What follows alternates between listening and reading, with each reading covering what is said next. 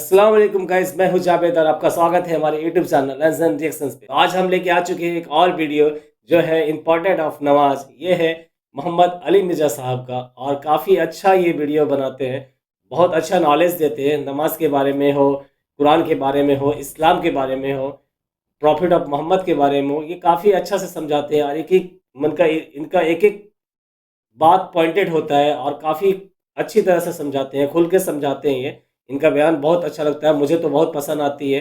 अगर आपको पसंद आती है तो कमेंट करके ज़रूर बताइएगा गाइस। ये है, हमारे कमेंट पे आ रहे थे कि इंजीनियर मोहम्मद अली मिर्ज़ा साहब का वीडियो पे रिएक्शन करने के लिए, तो आज हम लेके आ चुके हैं एक और वीडियो जो है इम्पोर्टेंट ऑफ नमाज। तो चलिए इस वीडियो में क्या है, कुछ है, पहले देखते हैं, उसके बाद बात करते हैं आपसे। तो स्टार्ट करते हैं इस वीडियो को। तो भाई अल्लाह ने कब कहा है कि मुझे तुम्हारी नमाजें चाहिए? अल्लाह तो कहता है तुम्हें तुम्हारे लिए नमाजें चाहिए। और नमाज को इतना कैजुअल बना लिया भाई इन्होंने। सही मुस्लिम के अंदर हदीस है, आप सल्लल्लाहु अलैहि वसल्लम ने फरमाया, बंदे के कुफ्र और इस्लाम के दरमियान फर्क ही नमाज है। जो नमाज पढ़ता है वो मुसलमान है, और जो नमाज नहीं पढ़ता वो पाकिस्तान के शनाख्ती कार्ड में मुसलमान है। अल्लाह की डेफिनेशन में वो अमलन काफिर है। सही मुस्लिम इंटरनेशनल नंबरिंग के मुताबिक 246 नंबर हदीस है। आप जाके पीडीएफ खोल लें, इस्लाम 360 में जाके 246 नंबर हदीस सही मुस्लिम किताबुल ईमान चैप्टर में खोल के देख लें कि बंदे के कुफ्र और इस्लाम, शिर्क और इस्लाम के दरमियान फर्क ही नमाज है। आप बेशक अपने आप को मुसलमान क्लेम करते रहे, लेकिन वो शनाख्ती कार्ड वाला मुसलमान है, निकाह तलाक वाला मुसलमान है, उसका जनाजा भी पढ़ दिया जाएगा, पैदा होगा, अजान भी दे दी जाएगी। अल्लाह के हुजूर वो मुसलमान नहीं है, वो बस कलमे का ही हम एहतराम करते हैं, अदरवाइज तो अमलन काफिर है वो। इसी तरीके से जामिया तिर्मिज़ी में हदीस है, सुनन निसाई के अंदर हदीस है, सुनन इब्न माजा के अंदर हदीस है कि आप सल्लल्लाहु अलैहि वसल्लम ने फरमाया, जिसने नमाज छोड़ दी गोया उसने कुफ्र किया। मन तरक सलात मुतअम्मिदन फक़द कफर। अब इससे ज्यादा और क्या सख्त बात की जाएगी किसी को यकीन आए कि जिसने जानबूझ के नमाज छोड़ दी उसने कुफर किया। अब जानबूझ के ये ना समझिएगा कि जी मैं बाल बच्चों दे वो कमाई करता रहना था, मनु टाइम नहीं मिलता। जानबूझ की डेफिनेशन भी नबी अलैहिस्सलाम ने बुखारी और मुस्लिम में मौजूद है कि अगर कोई शख्स बेहोश हो जाता है या सोया रह जाता है, ये दो ऑप्शन है, या तीसरा ऑप्शन है वो भूल जाता है, तो जैसे याद आए उसी वक्त वो वाली नमाज पढ़ ले, नमाज छोड़नी नहीं। लेकिन जो शख्स दुनिया को टॉप प्रायोरिटी मानता है, अपना ऑफिस छोड़ने के लिए तैयार नहीं, अपना क्लिनिक छोड़ने के लिए तैयार नहीं है, और अपनी दुकान छोड़ने के लिए तैयार नहीं है नमाज के लिए, तो जाहिर है कि वो तो अपने आप को धोखा दे रहा है। अल्लाह ताला तो अपने मामलात के अंदर बिल्कुल स्ट्रेट फॉरवर्ड है, बिल्कुल ये ज़हन में रख लें। जामिया तिर्मिज़ी में सही सनद के साथ मौजूद है, अब्दुल्ला बिन शफीक ताबई रहमहुल्लाह ताला कहते हैं कि सहाबाए कराम अलैहिम रिदवान सिर्फ नमाज के छोड़ने को ही अमाल में से कुफर समझते थे। यानी वो किसी को नमाज पढ़ता हुआ देखते थे तो कहते थे ये मुसलमान है, और किसी को नमाज पढ़ता हुआ नहीं देखते थे तो वो कहते थे ये काफिर है। ये जामिया तिर्मिज़ी है, ये कोई स्टोरी बुक नहीं मैं सुना रहा आपको। मुस्नद अहमद में सही सनद के साथ हदीस है, नबी सल्लल्लाहु अलैहि वसल्लम ने माज इब्न जबल से फरमाया, माज, अल्लाह के साथ किसी को शरीक ना ठहराना, हाँ तुम्हारे टुकड़े टुकड़े कर दिए जाए, तुम्हें सूली पे चढ़ा दिया जाए, तुम्हें आग में जला दिया जाए, अल्लाह के साथ किसी को शरीक न ठहराना। और माज, नमाज भी ना छोड़ना, क्योंकि जिसने नमाज छोड़ दी अल्लाह ताला के जिम्मे करम से वो निकल गया, अल्लाह के हुजूर उसके लिए कोई हिस्सा नहीं है जिसने नमाज छोड़ दी। कितना क्रिटिकल इशू है। और इसी तरीके से मुस्नद अहमद में ही एक और हदीस है कि आप सल्लल्लाहु अलैहि वसल्लम ने फरमाया, जिस शख्स ने अपनी जिंदगी में नमाज की हिफाजत की, क़यामत वाले दिन वो नमाज उसके लिए नूर होगी, निजात होगी और उसके हक में दलील होगी। और जिसने नमाजों की हिफाजत नहीं की उसके लिए क़यामत वाले दिन कोई निजात, कोई नूर और कोई दलील नहीं होगी, उल्टा उसका हशर कारून, फिरौन और उबई इब्न खलफ के साथ होगा, वलियाउज़ु बिल्लाहि ताला। यहां तो हम कह देते हैं या अल्लाह जो कुछ भी है तेरे महबूब की उम्मत से है, यानी या अल्लाह हमने तो अपनी इस्लाह कोई नहीं करनी, हमें इसी तरीके से ही कबूल कर ले, वलियाउज़ु बिल्लाहि ताला। और कुछ वैसे उलमा का भी इसमें बड़ा बुरा किरदार है कि उन्होंने नमाज को भी इतना मुश्किल फर्ज बना के पेश किया है कि एक आम आदमी के लिए, और जो दुनियावी मामलात के अंदर भी इन्वॉल्व है, और किसी ऐसी औरत के लिए जिसके कई बच्चे हैं, مطلب اس روٹین کے اندر اس نماز کو مینج کرنا مشکل ہو جاتا ہے. ہمیں تو عشاء کی صرف 17 رکعتیں بتا دی گئی ہیں، حالانکہ 24 گھنٹے کے اندر ٹوٹل نماز کی رکعتیں 17 ہیں جن کی اکاؤنٹیبلٹی ہے. اور میں یہ بڑے وثوق کے ساتھ ایک ذمہ دار مبلغ کی حیثیت سے یہ بات کر رہا ہوں. آپ صحیح بخاری اور صحیح مسلم کھول کے دیکھ لیں، فرض نمازوں کی تعداد جو ہے وہ 5 آئی ہے، اور ان کی رکعتوں کی تعداد بھی بیان ہو گئی ہے. فجر کے 2 فرض، ظہر کے 4 فرض، عصر کے 4، مغرب کے 3 اور عشاء کے 4. اور سفر میں سارے 2 فرض ہیں، مغرب کے 3. یہ ٹوٹل 17 رکھتے ہیں جن کی اکاؤنٹیبلٹی. باقی جنہ گڑ پاؤ گے انہ میٹھا، وہ ساری نفلی عبادت ہے.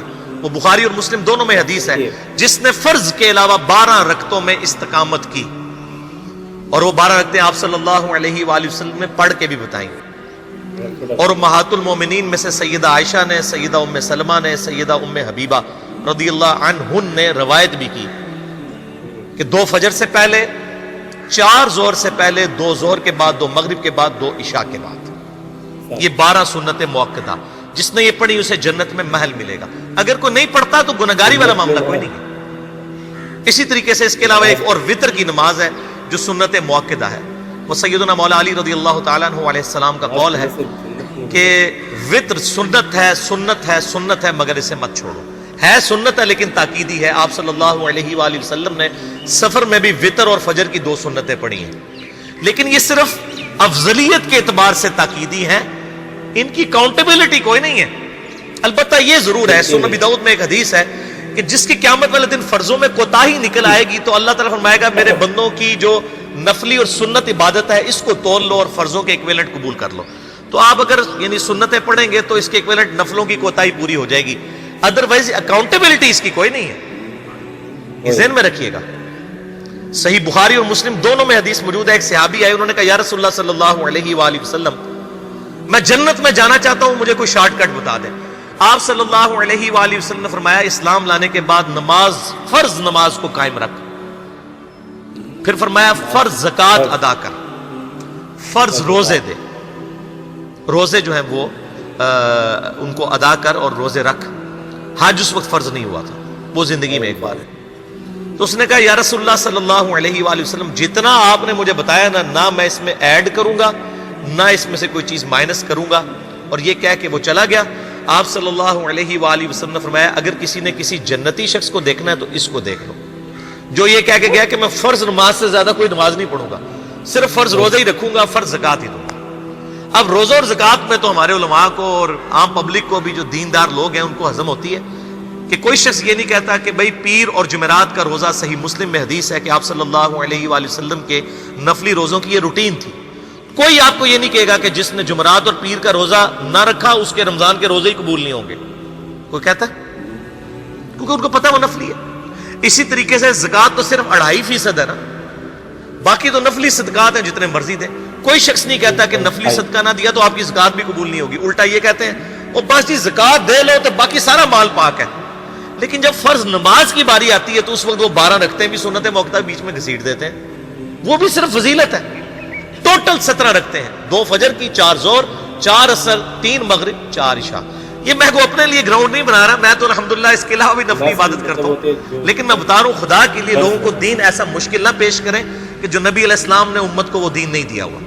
اپنی مرضی سے انجیکٹ نہ کریں دین، لوگوں کے لیے مشکلات نہ کھڑی کریں. ان کو فرض نماز تک رکھیں. پھر انشاءاللہ کئی لوگوں کو میں نے اس نے نماز شروع کروائی، انہوں نے سنت نماز بھی، نوافل بھی شروع کر دی ہیں. لیکن آپ کم از کم وہ ڈیٹم لیول تو اچیو کروائیں لوگوں کا. لیکن فرض نماز کی باری آتی ہے کہتے ہیں جی سنتے بھی حصہ ہیں.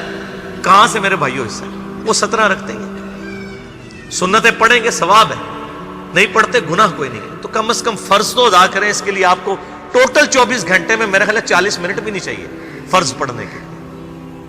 تو اس کے اوپر تو استقامت کم از کم ہم اختیار کریں.